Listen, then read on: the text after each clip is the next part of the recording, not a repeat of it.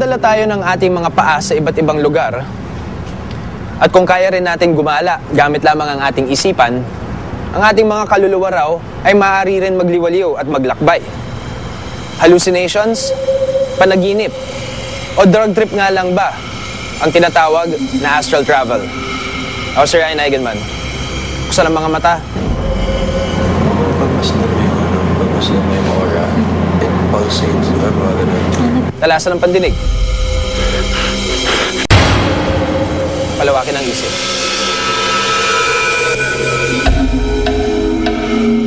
Dahil ang mundo ay nababalot ng misteryo.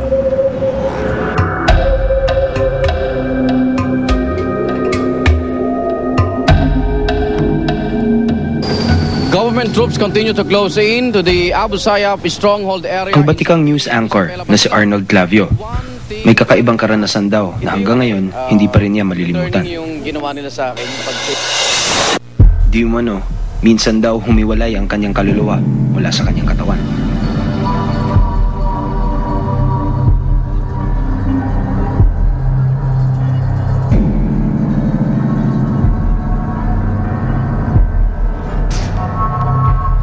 Noong time na yun, ayoko pa umuwi kasi katatapos na namin mag-edit ng Brigada 7. Gusto ko muna magpahinga kaysa mag-drive. Mas delikado yun kung pagod ka. Ito'y pinagdugtong-dugtong lang ng mga silya. So ang ginawa ko, inayos ko lang yun. Tapos humiga na ako. Parang ano lang, magnanap ka lang. Bigla ko na lang naramdaman is parang hirap ka ng huminga. Then nakita ko na may natutulog sa mga upuan. So, akala ko nananaginip ako. Pero hirap. Hanggang sa lumilinaw yung nakikita ko sa natutulog dun sa upuan. Nung lumapit pa ako, parang ako.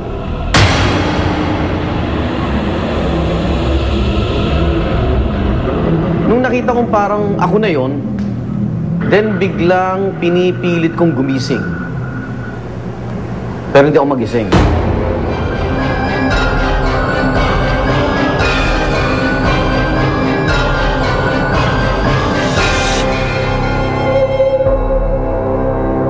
Sandaling-sandali lang siya. Kasi bumangon agad ako eh. Gusto ko magising agad. Alam mo, yung nakita ko natutulog ako, hindi ko alam parang yung presence of mind mo, kinabahan talaga ako. Kailangan kong magising. Yun agad ang nasa isip ko, kailangan kong magising. Yun, bakit? Natutulog ako eh, di ba? So, bakit ako gising? Yung ganon, nagtatalo isip mo eh. Kapag binabalikan daw ni Arnold ang karanasang niyang ito, hindi niya maiwasang manindig ang kanyang balahibo. Ang sa akin, simple lang eh. Pag umalis na yung kaluluwa, patay ka na. Kung si Jaime Licauco ang tatanungin, hindi lang daw nananaginip noon si Arnold. Naranasan daw niya mag-astral projection or mag-astral travel. Yung panaginip, ikaw ay tulog, no? At parang nasa imagination mo lamang yung nasa pag-iisip mo lamang yung nangyayari. Yung astral projection, talaga nangyayari. Actual, no? Makikita mo ang mga kasama sa bahay. Pero it cannot be proven physically. Kaya mahirap ipaliwanag kung ano yan. Sabihin na ba, kalokohan, katang-isip lamang, hallucination, ganyan. Pero hindi. Ang ating pagkatao raw kasi binubuo ng maraming katawan. Kasi ang tao ay merong mga iba-ibang level o iba-ibang bodies, no? This is a series of vibration or energy encompassing man or the human being. May iba-ibang levels yan. Ang isa dyan, yung emotional body. Yung isa mental body. Yung isa spiritual body. Another one is astral body. Ang nagdurugtong daw sa ating katawan at espiritu o ang tinatawag nating astral body, maaari raw maglakbay. Ang astral, in between the spiritual and the physical yan. It is a part of the spiritual anatomy of man na pagka tayo natutulog, lumalabas yan na kusa. Posible din daw maglakbay sa ibang dimensyon o ibang lugar sa pamamagitan ng astral travel. Sometimes the astral body is called a desire body, no? It goes where you desire to be. You can go as far as the moon. and the stars if you want. Ayon kay Jaime, sobrang kapaguran ang isa sa mga dahilan para mapunta sa astral state ang isang tao. Katulad na lamang daw ng nangyari noon kay Arnold. Ikaw ay pagod, no? Your body is very, very weak dahil pagod ka. Galing ka sa exercise, for example. Umalabas yung lumalabas sa katawan lupa ang astral body in order to give the physical body a chance to really rest.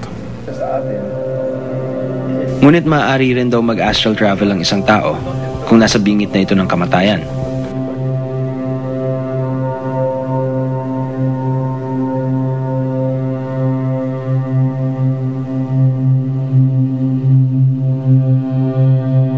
Ako po ay may sakit ng sa puso.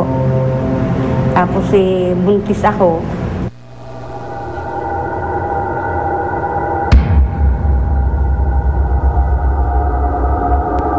Naghanda po ako ng pagkain eh.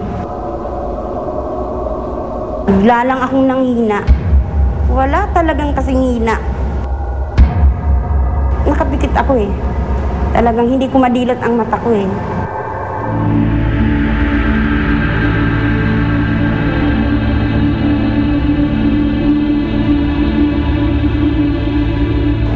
Naglakbay na ako. Dumating kami dun sa punto na may lupa na rin pala doon. Sa di kalayuan nakita kong merong maliit na butas. May mga angel na pituuling dumating. Tapos in-escort nila ako kay God the Father. Sabi niya, papalitan niya yung puso ko kung gusto ko. Sabi ko, opo, gusto ko po.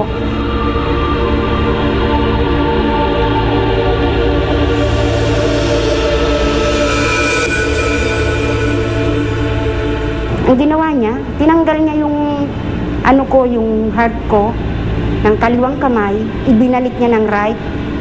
May puso na akong bago. Nagising si Aling Presi matapos ang 14 na oras sa pagkakatulog. Pagkatapos daw ng karanasan niyang ito, di umano, nawala na raw ang sakit niya sa puso. Yun, wala na akong sakit.